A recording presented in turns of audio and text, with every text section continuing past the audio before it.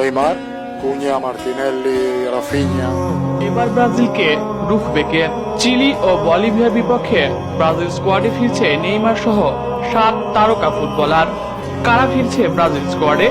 এই নিয়ে বিস্তারিত জানতে হলে ভিডিওটি না টেনে শেষ পর্যন্ত দেখতে থাকুন। আগামী সেপ্টেম্বরের শুরুতে বিশ্বকাপ বাছাইয়ের জন্য আবারও মাঠে নামবে ব্রাজিল। আসন্ন 2 ম্যাচকে সামনে রেখে দারুণ পরিকল্পনা আছে ব্রাজিল কোচ। ইতিমধ্যে বিশ্বকাপ নিশ্চিত হওয়ার ফলে আসন্ন ম্যাচগুলো নিয়ম রক্ষার ম্যাচ হলেও ব্রাজিল কোচের কাছে বেশ গুরুত্ব পাচ্ছে এই 2 ম্যাচ।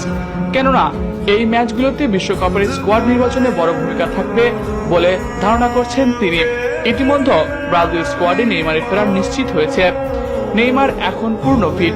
নিয়মিত ক্লাবের হয়ে 90 মিনিট খেলছেন নেইমার জুনিয়র। ফলে আসন্ন ম্যাচে নেইমারকে পাওয়া যাচ্ছে ব্রাজিল স্কোয়াডে। শুধু নেইমার নয়, আগামী ম্যাচে দলে ফিরতে পারে জনপ্রিয় সব তারকারা।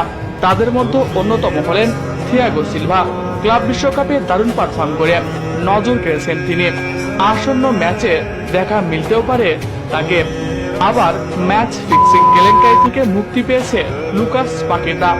দল থেকে বাদ পড়ার সময় তিনি ব্রাজিল দলের অধিনায়কের ভূমিকাও ছিলেন। ফলে তার মতো একজন মিডফিল্ডার ব্রাজিল দলে ফিরলে আরো শক্তিশালী হবে ব্রাজিলের মিডফিল্ড।